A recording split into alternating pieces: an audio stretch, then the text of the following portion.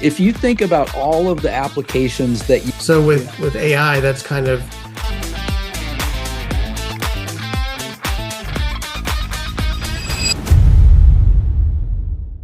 All right, welcome everyone to the Access 360 podcast. We've got some special guests today. The Access 360 podcast is really where ideas and people and thoughts come to get together, evolve, and see where it goes. We've got some actual podcast experts in some ways in the house today. So we're going to leverage some of their knowledge, their wisdom, and see where this conversation wants to go. We've got Gresh and Jason. Let's do this. Gresh, do you just want to do a quick intro? Who are you in the world, and what's on your mind today? Yeah, well, I appreciate it, David. You being far too kind by saying, "Hey, I'm a podcast expert." You must be talking more about Jason. I know he's the guru, but I'm just here. I'm very much so a busybody. I like to define myself as that. I like to be involved in a lot of different things. So, about 15 or 20 minutes outside of the Washington D.C. area. And I always say my claim to fame is I started a family newspaper when I was 10 years old, and I've been really big into creating what I like to call media companies. And started that as a kid, and I kind of ran with that. I have a daily podcast I've done for about 8 or 9 years called the I Am CEO podcast. Do a lot of content around entrepreneurship and business, have a digital marketing business and a franchise brokerage business. So I'm really, really crazy passionate about entrepreneurship and business and providing opportunities for people to kind of get their name and information out there. So that's a little bit about me, and that's what kind of keeps me busy, more or less. And a quick question, is that a virtual background or do you love whiteboarding too? I am a whiteboard king. This is actually whiteboard paint. So I have a funny story around that. But yeah, I find myself writing on things. And when I found out that you can actually write on these things and erase it, that was me. I was like, hey, I'm in. Amazing, amazing. Well, good to have you here. We're going to evolve this conversation as we go, and I'm excited to see how that works out. Jason, do you want to do the same? Jason, also, I don't know, expert in a lot of different realms, but certainly I know you from an introduction around podcasts. But Jason, over to you. Why don't you give a quick intro? Yeah, absolutely. Excited to be here and have this conversation with both you guys. This will be a blast. My background is, gosh, 33 years now in video, film, movies, events, all that good stuff. 10 years ago, I jumped in front of the camera here for this podcasting thing as a really a sales and marketing initiative. When I was back in Dallas, I'm in Colorado Springs, Colorado now, and I absolutely fell in love with it. This aspect of stuff, this just lights me up. This is such a blast. And when I found out both for that first initiative and then all along the way, different how you can really grow a business with it rather than just, do the podcast thing. Then I started offering that as a service really to coaches and consultants right now because it's just the greatest cold outreach tool there is, greatest network building tool there is. And again, it also happens to light me up. So I got a few shows of my own and yeah, having a lot of fun. Cool. Well, good to have you here. I think you just sparked something for me because we had a conversation previously, and so I'm drawing on some of the memory of it. But I think you brought something to life, and I think Gresh brings it to life. Is yeah, it's a tool, and it could be a business element, but it lights you up. Like I was someone previously who was shy, introverted, wouldn't be hosting a podcast, wouldn't be hosting a Zoom call, wouldn't be speaking on stage, but now I do that regularly. And it seems like the guys in this room do it regularly. This is our first takeover moment here, Yes, Grish. it is. Yeah, I mean, it kind of sounds like he was just asking around that passion piece because I know that that's something like I mentioned, like I got started when I was like 10 years old. And I actually, what led me to figure out what I should do going forward was actually going back to my childhood. And I was like, I feel like I love at that time starting a family newspaper and writing and asking questions. And I feel like I feel super guilty because I think taking that same passion where you get to be, I always joke and say I'm the kid in the class that always raise their hand and say, hey, I have a question, I have a question, I have a question. And now we get to kind of do this on a regular basis, which is like something that I feel like it's cheating by getting the opportunity to kind of do that. It is, but that's awesome too when you can find that thing in life that does feel like cheating, and you don't have to feel that way because it's what you're made for. There's a lane for that. And some people, it's just the worst thing in the world. It's like for some reason though, we have to acknowledge like, okay, this is hard for other people, or it's not fun for someone else. So it's okay that I do this for a living and as a passion thing. And it's funny how we have to, that is a psychological component to this. And but it is. That's awesome that you found that at such a I'm young back. age and have I'm back. driven with that. Yeah, David, we didn't take the we're ball and run too far. yeah, we're on to another show. We're doing something else. We've taken this over, David. This is only a test. This is only a test. But no, I actually heard it cutting out. You saying, I think this is one of those moments. So for anyone tuning in, we're having some Wi-Fi challenges on my end. So I know that we've got two very capable men who could pick up the slack. Gresh, where were you at on all this? Yeah, so I heard the part about it, like just something in terms of like being like your passion. And I was saying like a lot of times when I was trying to figure out what I wanted to be when I grew up, I went back to a lot of my childhood and I was always that kid. Like I used to like to I envisioned myself writing for the newspaper and I used to collect like the newspaper and write up. And so when I started that family newspaper, because my dad was in the military, went to an entirely different country, got reassigned when I was like 10, and I started to like cover stories that were happening, on in my family. So everything from like a squirrel getting into my grandma's house and all those like weird stories that only my family would love. But I sold the subscriptions too. And I say all that to say like when I was like, hey, what do I want to do? I started to kind of lean into that, like writing and talking with people, communicating. And then I heard about this thing called podcast, and I was like, that sounds pretty cool. So I started to take recordings I had from writing, and that's what kind of like planted the seeds of those first podcasts. Very cool. Let me ask you guys, what's your favorite type of podcast? Because I'm seeing a lot out there where sometimes it's one person, and it's a deep dive into their life, their history. Sometimes it's a topic, like we're having a conversation about podcasting and leveraging podcasting today. And sometimes it's a panel discussion that could be a whole bunch of news topics or pointed business topics or things like that. Let's maybe Gresh, you're on my screen right now. What's kind of your favorite medium, and do you see different value in some of the variations there are?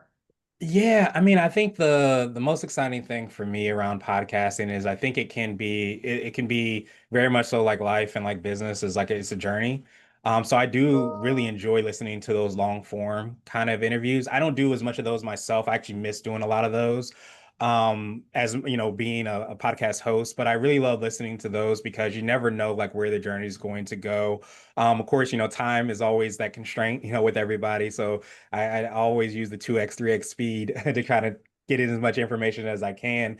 But that's something I really do love, as far as like, the how I built this, like getting the behind the scenes on like what people have done to get to where they are. So I think that journey is always something that's really exciting for me, to kind of see. But like each of them has their pros and cons. And I think with the medium is just being flexible enough to kind of go with it because sometimes you say, hey, I have this person on the show. I'm gonna ask this question, this question, this question, but then they say something, and you're like, wait a minute, let's go behind the curtain and hear a little bit more around that, and it takes you someplace you never thought you would be. It's like you uncover a little diamond in the rough, and then let's not just skip over that diamond in the moment, because I think that's sometimes where all of the gold, so to speak, not to use another luxury item, comes out of it. But Jason, what's your take? Do you have a favorite medium, or how do you look at the different mediums in which podcasts are being hosted? Yeah, and I'll divide these between podcasts to create and podcasts to consume as well. And on the consumption side, like Gresh mentioned, I love the long form. I love those deep dives. It makes it really hard to go back and, watch a late night talk show interview that's so surface level and painful and 6 minutes long when you're used to these deep dives now that go an hour and a half, 2 hours, and you can mine that value and you listen to that great host that really follows a thread and acts on the audience's behalf. And it's like, no, Wait. You said what now? Let's get into that.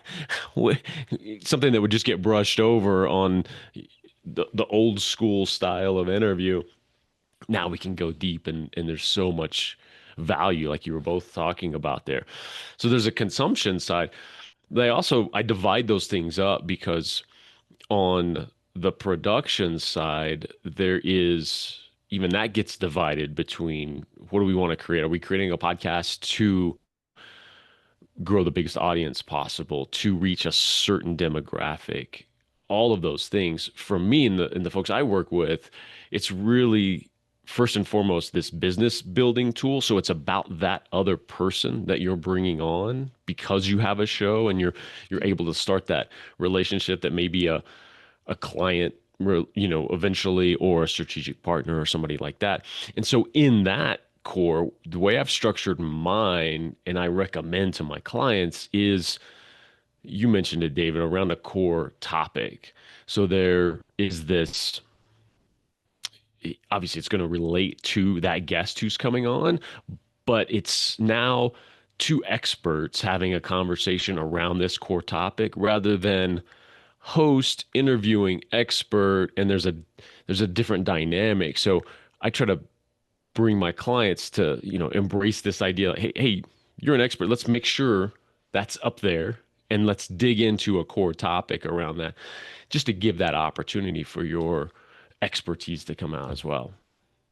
Yeah, I think that's what I think personally resonates with me the most is having two guys like yourselves who are certainly a little bit more knowledgeable than I am in the arts and crafts of podcasting and maybe a little bit more experience. So I'm learning, but I also think from a business perspective, our clients, a lot of them probably would benefit from understanding the value of a podcast and having people on their podcast and launching one. And so I thought this would be a valuable conversation, not only for the three of us to have, but then other people could get some tips and ideas and maybe want to reach out to the two of you for some of the insights that you provide. So that's how I see it. And Jason was going to be on today, and I met Gresh through a group networking chat, and we had a quick conversation. And he said, "Oh yeah, well I do this kind of business development, and I do this. I do a podcast." I was like, "Wait, you do a podcast?" And so I said, "Why don't you join us on Friday?" So it's kind of a cool way to build relationship, deepen relationship, build business. So Jason, let me go back to you, and then we'll go to Gresh. Like how do you see it as like a valuable tool for a business owner who may be like not like I got to do a podcast. They're not even necessarily open to thinking about doing a podcast. Like, why is it valuable for a business? So there's a couple of lanes for it. One is that just like sales is valuable for your business, so is this is enabling that. And so if even if you only have your sales and marketing hat on, how do I get in front of more people who could potentially be my client, and in the most natural and easy way, a giving way first, especially coaches and consultants, right? They're used to, that's how they get clients, is having a conversation. And it's just the greatest way to say, you know what, I have no idea if you would be a potential client or not, but let's have this conversation to find out. And in the meantime, I'm shining a spotlight on you. You've got this material to go away with. If nothing else, I can give and win, and there's a relationship built there. And then that may lead to something. So, if nothing else, there's that aspect. Now, in 2025, going into 26, as we are, it's also this idea of you better have a personal brand to distinguish yourself, or you're just going to get lost. And it's one of the easiest ways to do that, to have this platform and this launching place to establish that. It's one of those things that it's almost a prerequisite now to be in business, to have something like this, these media properties, as Gresh is, a genius in and building these things out. You've got to have this stuff to distinguish with your specific folks. Beautiful. Yeah. Gresh, what would you add into that mix? Yeah, I mean, I think that when we chatted, David, that was one of the things. Is like it's you go to the networking event and you're like, hey, here's my business card, here's my business card. And when you start to have deeper conversations, you're like, you have a podcast. Wait a minute, I have a podcast. Why don't we do a podcast swap? And I think that's one of the exciting things. I had Jason on the show as well too, and it dropped so much knowledge and information. And I think one of the things we kind of touched on, that I had somebody on my show, he wrote this book called Content-Based Networking, which I think is like a phenomenal approach to take, where I think so many times we can have very surface level conversations, but when you're able to go deeper and co-create content, because we have this technology now in our pockets or right on our computers, that we can literally hop on and share each other's genius and kind of riff off each other and have that back and forth. It's like such a different way to kind of build those relationships and connections. So like when you're thinking of business, you're obviously wanting to get your name and information out there. Visibility is the name of the game. The more people know about you, especially the people that can use your products or services, that's going to help you. But I think one of the things that I think is underutilized or people aren't as aware about is like those conversations that happen after the record button goes off, like where people are saying, hey, you do this, hey, I do that, hey, I've been working on testing this out, you're doing that. Why don't we co-create that? Or, hey, what have you been working on? I haven't talked with you in a year. Just whatever those things. I think that happens because these foundational co-creation opportunities have taken place. And I think that's one of the things where I think podcasting, but you can even go as far as like vlogging, blogging, all those ways. When you have the space and time, whether it's 30 minutes, an hour, to co-create with somebody, that creates a connection and bond that lives on. You can, of course, reshare the video and content, but frankly, that relationship starts to build from there. And I think that's when really phenomenal things happen. So that's what I, enjoy about it, is like, hey, if you're trying to connect with more people, also look at it as an opportunity to potentially do that.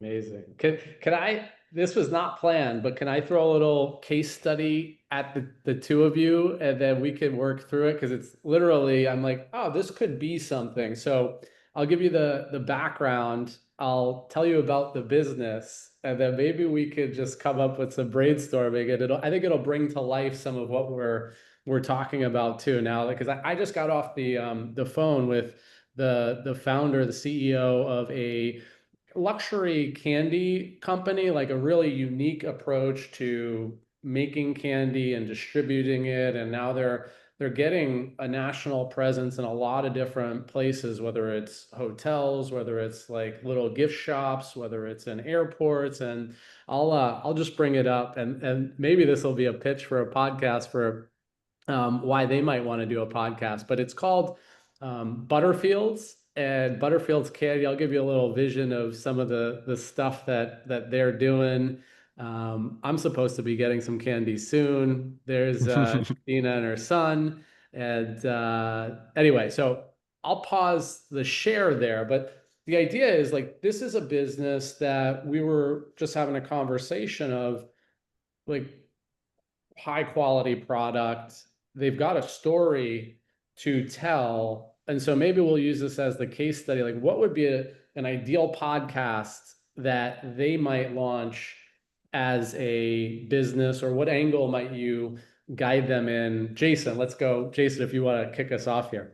Oh, sure. I take the approach, again, we'll split these, right? There's a tell the story aspect of this. I would lead though with the business building part of it. And you can do both. You can do both with the same show or different shows, but I would lead with what's a show that's going to allow me to have conversations with the decision makers at those airports, at those luxury hotels, and all of that. That would be my primary focus, rather than here's Butterfields in the story of us, leading with that. Here's a show about that, right? That's a tiny little audience, and you're trying to gain traction for a long time.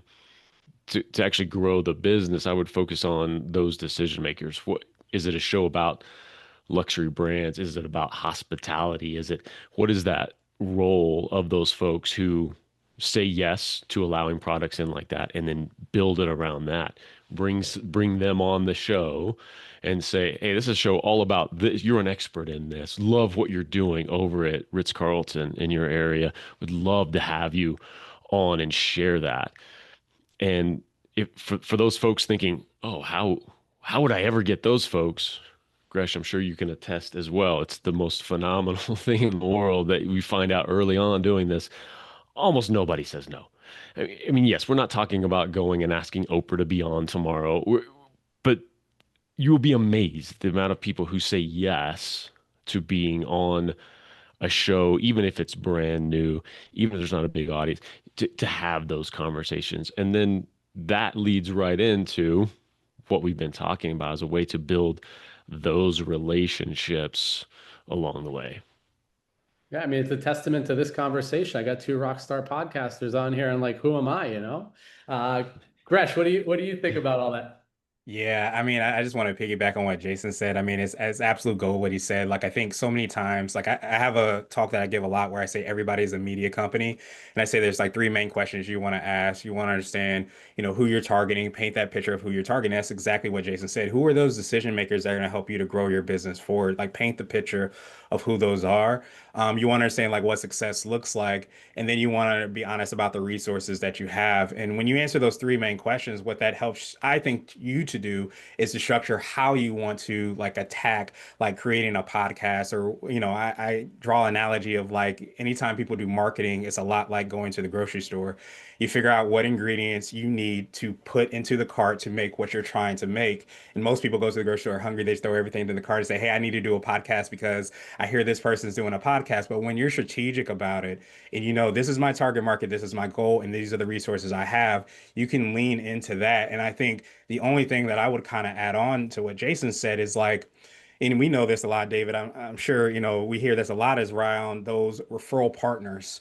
Who are those people that are talking to hotels on a regular basis that could potentially open up the door? They're maybe not offering the same service you have, but maybe by knowing them, it gets you into more. So also look at the podcast as an opportunity to have those referral partners on the show to talk about what it is that they're doing that can help out those hotels or those airports or whatever it might be, because those people are going to strengthen your conversation. They're going to see and turn you into a resource, and they're also going to be a resource. So I think as much as you can, like being very creative as far as like creating that win-win-win and looking outside of the box, so to speak, that's going to open up, that referral for that hotel, that Ritz-Carlton, but also 100 more that you didn't know that they also had relationships with. So I think the more you can use a medium like this to kind of strengthen those referral partner relationships, it's going to be absolute gold because it's going to feed you over and over again. And I think, again, it's one of those things that people don't forget about. They're like, hey, I want to get my candy into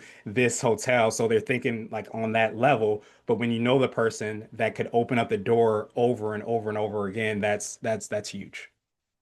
I think something else that I think you guys probably are touching on and saying is like you may not be the authority in the hospitality space, but because you're hosting the conversation that is pretty much putting you in the leadership of those conversations, you become an authority in a space where now that's a valuable branding, which I think you guys have both spoken to, is the element of how do we create, curate, and expand our brand awareness in the particular industry with the particular leaders that we want to be known to. Is that fair to say, Jason?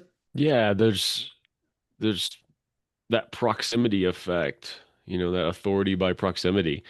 Like it just naturally happens in the in this scenario that we're talking about. And then also taking it and not being afraid to, you don't brand the show the Butterfield Candy Show at all. You brand it around that core topic of, let's say, hospitality. And at the same time, don't be afraid to be your top sponsor of your own show, right? The show is powered by Butterfield Candy, the top luxury candy that like, don't be afraid of that as well. I think people swing that pendulum to both sides. Either it's all like, oh, this has to be a show about the candy and we talk about the candy, or they go, oh, well, I don't want to sell if I'm doing this other way. I can't, we've got to blend all these things together. Well, that yields and also an interesting question. Would let's say the founder is that's not me. I'm not the person who's hosting a podcast. I'm not the one who's interviewing. How would you guide in that case? Do you find somebody else to help build this, or do you try to figure out how they can best be served in that way? Like, how do you guide that kind of scenario? And I'll go Jason, and then we'll go Gresh. So sorry, Jason, right back to you. Oh yeah, no, yeah. I think it's either that there's power in the face of the company who wants to be that, and there is power to being, the CEO, founder. That's the face of the voice. You can define that and have that be someone else, or you can look at it as roles. Again, back to the business building aspect and these decision makers. Maybe it's your top salesperson. Maybe it's your sales manager who's, if you're that big of a company and you've got multiples in there, somebody who is going to deal with those decision makers to get your product into these locations, because they're, just like we talked about the proximity effect, there is a celebrity effect. It's funny, it's weird, it's how we're wired though. Even though it's a little podcast on YouTube, if somebody's watched 2, 3 episodes and then they get on a call, a sales call, a discovery call, there's this little power of, it's her. It's him. There's just that. We're just from growing up on TV or whatever that is. When we see someone again, there's a power in that. So you can outsource these things to other folks, but the more that you can have it be somebody in the company like that who is going to be asking for the sale eventually, it's just more powerful. Yeah, and I think it's in a moment, like if it were you're with the decision maker in a sales conversation and it's not going to go in that direction. I did it the other day. It's like, oh, well, do you want to come on our podcast? I'd love to have a conversation because it doesn't look like we're going to do business right now, but I would like to do business with you in the future. I'd love to build relationship with you. And when the time is right, that might be the thing. But for now, do you want to hop on a conversation? And there's something to what you said too. Like you're at a sports event and the camera's like on you, and then all of a sudden you decide you're going to get up and dance, and people go crazy because they know the camera's on them. It's an interesting phenomenon. Gresh, what do you think about all that? Yeah, I think that makes so much sense. And yeah, I definitely like love those like kind of phenomenons where the spotlight's on you and you get to shine the spotlight on you by being able to do something like this. I would say this too, though. A lot of times I always am a big believer in like, like I mentioned, the resources, and resources is time and money and your talent and things like that, doing an inventory of that. And if you feel like you're not that person to be in front of the camera, I think as the CEO or the face or whatever title we might give, like it's always kind of valuable to be able to do that. But if that's just not in your strength, you're like, hey, I'm not that person. I don't want to be that person. That's fine. I think you can, like Jason said, like have maybe another person, or maybe, if you're not sure, one thing I always say is as much as you can start your own podcast, also be on other podcasts. Like there's so much value by getting on some other people's podcasts, do it a couple of times and say, hey, is this something I feel like I can do? You've spent some time with the host, start to ask questions like, what's really behind the scenes on making this actually come from conversation to being published and going live and all those things? Because I think as much as we know as podcasters, it's important to create content. We're also constantly looking for valuable people to kind of be on shows. And if you know that you're the person that can provide value, be on a few shows, test it out, see if that's something that you might want to do on the other side. I can't tell you the number of people that I've talked to that say, hey, I've started a podcast after being on your podcast in my first one or whatever it might be. And that lights me up because I feel like it's such a fantastic medium that if you dip your toe into just telling your story, you might realize that, hey, I do have that genius. I do have that ability. I do enjoy telling my story. And it's something that can kind of just snowball from there. Amazing.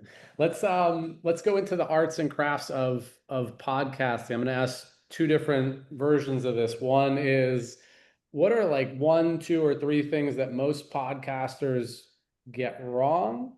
And then what's like one, two, or three things that elevate like that really differentiate in your esteemed views, like that make it polish better, or just something that you know is like a differentiator when podcasts or podcasters do this, that's a game changer. So Jason, we'll go the first question first. Like what are podcasters, and I'm probably getting some of this wrong, but like what are we getting wrong that we should really eliminate as a fault inside of podcasting?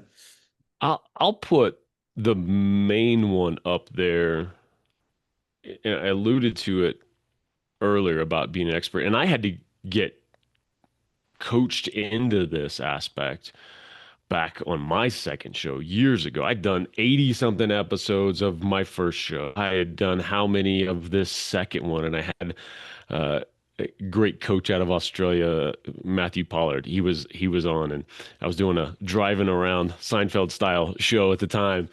And we have our interview, and we stop, and we're done recording. He's like, "You mind if I coach you a little bit?" I'm like, "Please, always." He said, "I feel great. This has been an amazing interview. I feel seen. I got to tell my story. I got to be an expert. But what about you? Like, you just asked questions. They were fine, but there's nothing, you didn't come through in this." And it was such a revelation that he was right. I had fallen into just, "Oh yeah, tell me more. Cool, tell me more." And it's so natural for anybody who enjoys this and just enjoys meeting people. That's just the natural way of, oh, that's awesome. Let's dig into that. I want to know more. And it's so important to, and it's hard sometimes, but it's so important to dig in and establish yourself as that expert as well. And, just enough so that it's not just, well, I think that actually, you don't have to dig in with all of that all the time, but you can really structure that conversation. And that's why I say that format of having it around a core topic just allows for that dynamic in a nice, natural way. And I think a lot of podcasters just go into it without that, so that they don't get seen as much. And if you're going through all this effort and time and money, if you're paying someone else to help you with it, there needs to be some ROI there with your business.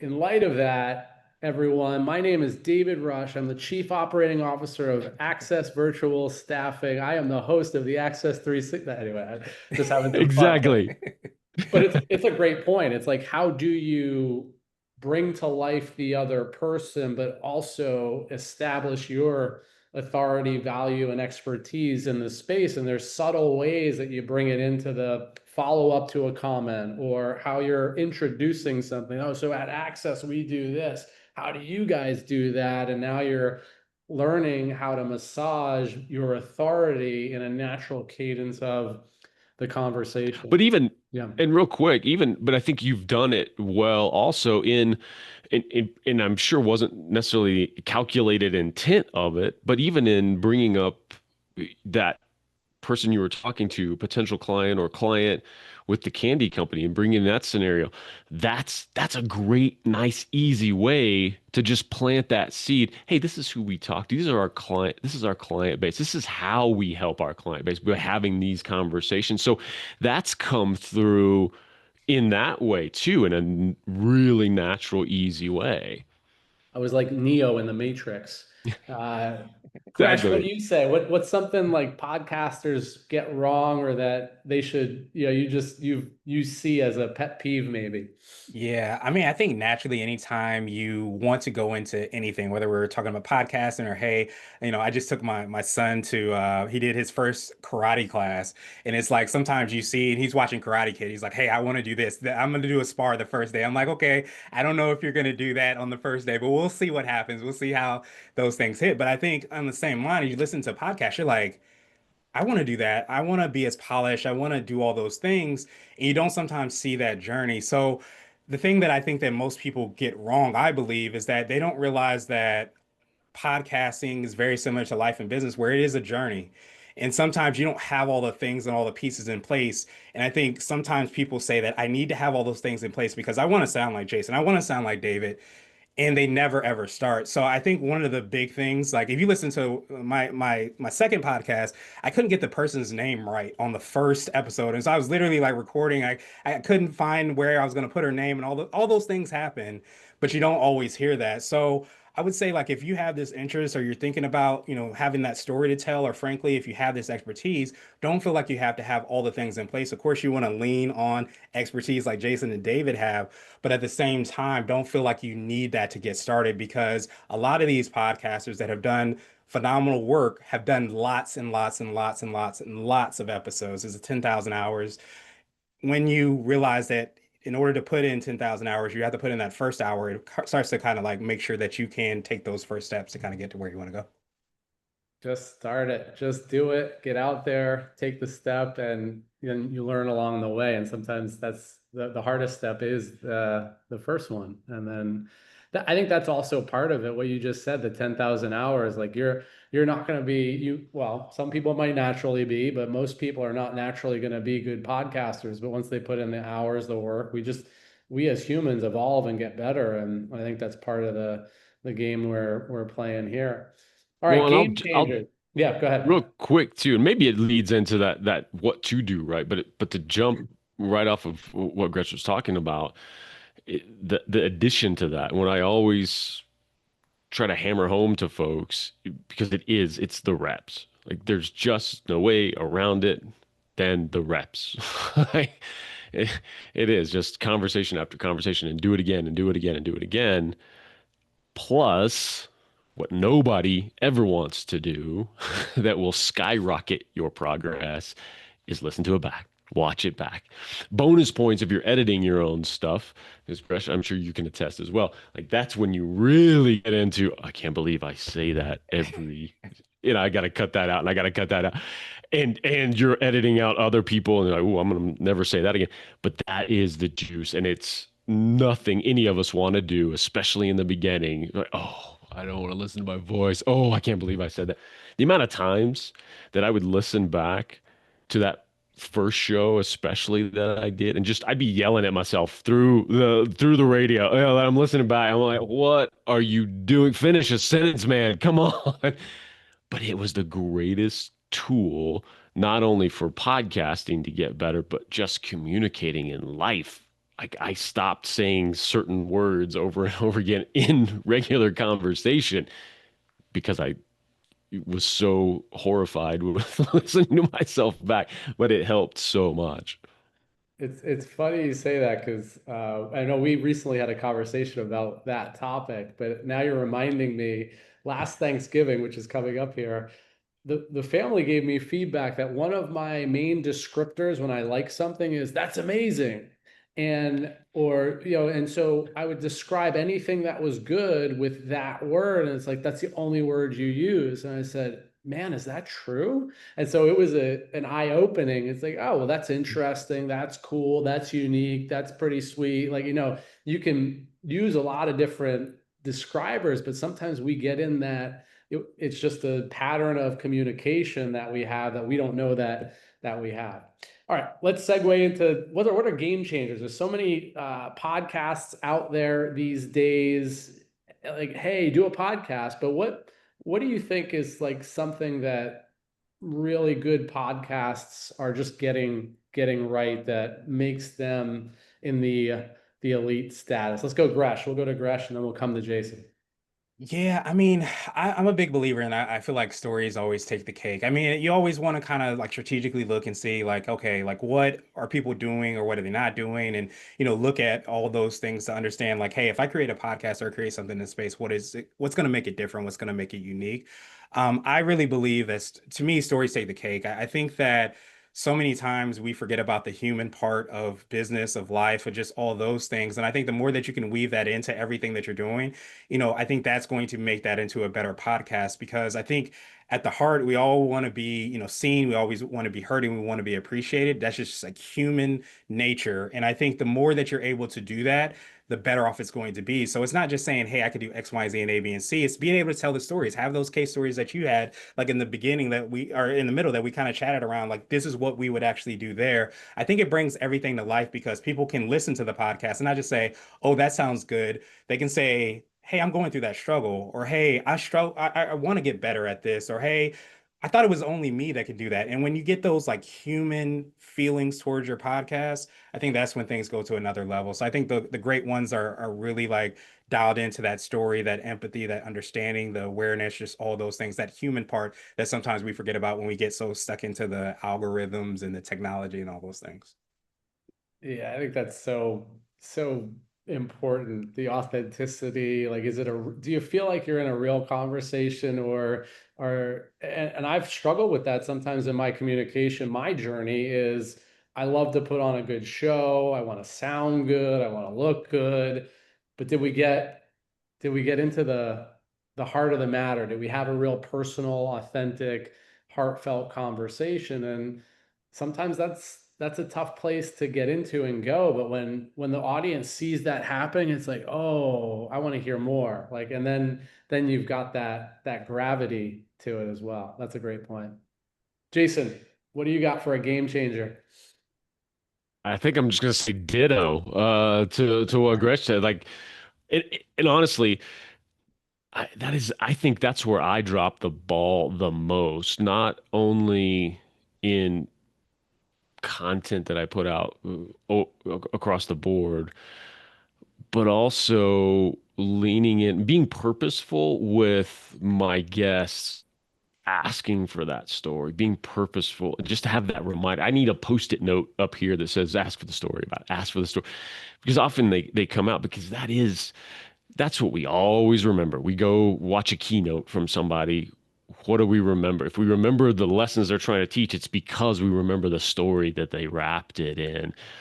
And as much as I nod and yes, Gresh, you're right, 100%. And then I go and I don't tell that story or ask for that story. So yeah, I think that's a huge piece. I think the only other one to add into that as an interviewer running your own show is really really that listening aspect and having a conversation. We've talked around it and we've kind of just been this assumption because that's how, I mean, you've done a great job with this of like, we're having a conversation like, oh yeah, what about this? Oh, let's have this case study. And that is for any show out there that's that's good, that has legs, that people enjoy watching. It's a natural flow. And so many people get locked into, well, here's the 10 questions I ask every time. And we've probably all listened to an example of some of those shows where somebody answers and you're like, wait, what? And then they go on to the next question. You're like, what are you talking? How do you not dig into that? So really making sure that's a piece of it and not this defined. This is the questions I decided beforehand that I'm going to ask. Instead, have that jumping off point, have your research, but then flow and have that natural conversation. Yeah, I think there's got to be a willingness to allow the unexpected to show up and the space and flexibility to lean into that and to one be aware of it. Two, when you see it, it's like we should go there, and then having the ability to take it there and then bring it back. Obviously, we want to stay on course sometimes too. So it's I think, and that But comes. that's a great point too, because there really is that. There is a dance with that to stand in your power as the host and not just follow the agenda. Because sometimes you have a strong guest who has their defined, hey, you may not be asking these 10 questions, but these are the 10 questions I'm going to answer, however it is. And sometimes you got to bring them back into that flow for sure. All right, as we're heading to the finish line here, maybe it's a kind of a heartfelt question, but it's what are you most passionate about doing these days, and who do you love to work with? Like what's your drive, what's your passion, and who's your ideal person to be doing things with, doing your business with? Gresh, I'll go to you, and then we'll come to Jason. Yeah, I would definitely say, outside of my family, me and my wife just we have a what will soon be a one year old. So, that's been a passion of all things, just seeing him progress. And a lot of times you remember like kind of the journey and everything like that as you kind of go through that. I think I'm really passionate around entrepreneurship. Like I mentioned, I started to do a lot of like franchise brokering and helping people find franchise opportunities. And the reason I kind of love that because I'm passionate around franchise around entrepreneurship, haven't delved down as much into like franchising as an opportunity. So I really like to at the heart of like why I started the podcast, why I made it a daily podcast, is I wanted to paint a broad brush and a holistic brush on what it means to be a CEO, entrepreneur, and business owner. People say it's this once they hear that. I wanted to kind of debunk that. And the way that I try to debunk that is by having different types of people on the show at different sizes, different stages. And I feel like that paints a broad brush on what entrepreneurship and being a CEO, entrepreneur, and business owner can look like. So I think I'm really passionate around those stories that people tell that are outside of the box, that are unique, or different ways to Mhm. run a business. You have two people that run the exact same business or exact same services and do it in different ways, but they do it because this person had this happen to them when they were 10 years old, and that changed their trajectory completely versus another person that worked in corporate for 20, 30 years and they run their business in an entirely different way. So I get excited about things like that. And I think that when I can share at the very least, a piece of that, that really helps out as far as like saying, hey, I'm not like this person, but I'm like that person. So maybe I can start a business or I could think about it or I could do a side hustle, whatever that might be. So I think that's what I'm really passionate around is like the more that I can learn around entrepreneurship and business and get to kind of share that with people as an opportunity for hope and to solve whatever problems there might be. That's what really kind of lights me up more than anything else. I love that. Yeah, I mean, I think it's like I think there's an entrepreneur inside of all of us in some ways. Like we're leaders in our own lives, whether we're working for a corporation or not. But like that's been part of my drive too, is to have the courage sometimes to go out and do the thing that's in your heart and like not like shy away from it, like to lean into it. And that's not easy sometimes. So I think Yeah. you're providing a good space for people to be able to explore that. How do people contact you? What's the best way to get in touch with you? Yeah, to make it easy, I have a site, imgresh.com, imgresh.com, has links to the podcast, links to blogs, all the busybody things that I have going on, so you can find it there. Amazing. All right. Jason, over to you. What are you passionate about? Who do you love working with? Yeah, certainly. Oh, well, on the personal side too, certainly just spending as much time with my three boys as possible is always that's the juice and the fun. On a professional side, I I'm starting to get back to my connecting roots, which is fun. So on my main service as what I call building, market gravity for my clients. So a show is a piece of that, but some other media elements as well. Those ideal folks are the coaches, consultants out there who have this authority. They've got this amazing way that they're changing lives and just not enough people seeing them. That common thread is my clients love me once they know me and they have a conversation and they work with. I'm just not in front of enough people. And that's a passion project there in the sense of from dear friends who are though in those roles to people I meet every day.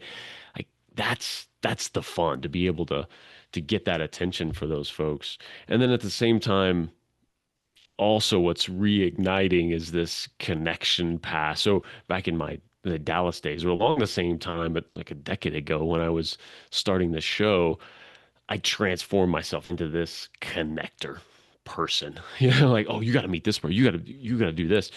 And that just lit me up. But and since moved out here right at 2020 and left my network of folks and all of that. And I really that piece of me kind of atrophied a little bit in the last couple of months. That's been reigniting. And so I've been putting things in place to really get purposeful with being that connector, that referral partner again, and connecting those folks. So those are the things that are lighting me up. Yeah, I think it ties into I think what Gresh said and just but I think it's such a challenge because there's so many good people with talent and ability and like the challenge is how do they get marketed? How do they get in front of more people that they can impact? Because what their heart wants to do. And then we sometimes as entrepreneurs struggle because now we got to wear 25 different hats to do the thing that we love to do with the people we want to do it with more. And so I think it's a valuable resource that you provide, that if people can understand it and employ it, it can put them in front of more of the people and have them being able to do what's on their heart more often, and oftentimes in a more valuable and voluminous way. So that's cool. How do people get in touch with you, Jason? Similar to Gresh, I've got a easy site, thejasoncroft.com. Mine's a little more obnoxious, thejasoncroft.com. Site there talks about my stuff, leads off to media leads, the company, the shows I'm doing, all that fun stuff. Amazing. All right. Final comment from both of you. How was this experience for you? And what's like one word of wisdom, something that you often say, that's something that's either a lesson you've learned or just a phrase or a motto you live by. So how was this conversation? And then what's one thing you just that you kind of like a mantra or something like that? Gresh, over to you. Yeah, absolutely. I love this conversation. It's funny when David and I first chatted, I was like midway into scarfing down my lunch. And I'm so happy that we got a chance to kind of chat a little bit. And you couldn't see me while I was scarfing down my lunch. But at the end of the day, I'm glad that this opened up this opportunity because I think it was a phenomenal conversation. And I love like sharing as much as possible. Again, to share the mic with both of you guys has been absolutely awesome. And kind of leave everybody with something that I kind of leaned on when I first started my marketing business that I say to myself over and over again and still do is don't tell me the sky's the limit when there's footprints on the moon. I don't know who actually said it. So if you don't know either, just say it's me. And at the end of the day, I think there's so many people that say you can't do something, it's impossible, it's never been done before. So I think whether we're talking about a podcast, a business venture, a book, whatever it might be, lean into that. You don't have to put everything on black or sell the farm in order for you to get to where you want to be. Sometimes you can test it out on a small level, but try to do that. And there's not enough people, I think, cheering people on saying, hey, you can do that. So I want to be that person to do that. So don't let people tell you the sky is the limit when there's footprints on the moon. That's a good one. Don't tell me sky's the limit when there are footprints on the moon. Awesome. Jason, what do you got? Final words. Yeah, such a blast, this conversation. You've done a phenomenal job, David, bringing us together and steering this whole conversation. It's been wonderful. Um, I don't really have the genius sayings like Gresh has there at all. I have a common thread, certainly, that has driven my life and I encourage others to lean into, which is this idea of connection, right? Everything comes from a conversation ultimately. Even when you're in this B2B space, we're all humans making these decisions and then connecting and all of that. And I'm biased because for whatever reason, the idea of that lights me up like crazy. And, that's oxygen for me. And I understand some people aren't wired that way. And it's like, I just want to sit down and do my thing. But there is such power when you can lean into, "Hey, let me get to know this person a little more. What can I do?" And then realize and let in that it is a skill to learn. And it's not, oh, I'm not that kind of person, or I'm this kind of. If you, to Gresh's point, you can do what you want to do, and it is a skill to be a better connector, a better podcaster. It takes the reps, like we were talking about earlier, but also just this intention. And people, I think, get a little, it feels weird to think that, oh, I can do certain things to be more charismatic or to connect with people better. But it is, yes, we can do things. Maybe it's a little more natural than others, but they're all skills to get better, to learn, and ultimately to make that connection better and easier. Yeah, I think that's such an important, it's one I come back to a lot as well, is like, can we just be sometimes we feel like we need to be somebody else or be a different version of ourselves, when sometimes the deepest connections, if not always, are when we're just being ourselves. And oftentimes the people that want to hear what we have to say are the people that are hearing us as our authentic. Like it's going to attract the people that we actually want to be doing business with or talking to or being in relationship with. If we're given a fake version, we're going to have fake relationships in some ways because they're just going to be connecting with us on the level of whatever we put in front of them. So that's important too. Good point. All right, gentlemen, I'm going to call it a wrap. Thank you both for being here. The one reflection I have is it's refreshing to be with uh, two incredible people who communicate really well, who are in this this game of podcasting because it just has a different flair and flavor of conversation. So it's been refreshing to be chewing on some of your wisdom and also just bouncing off one another. It's been nice for me. So thank you for that.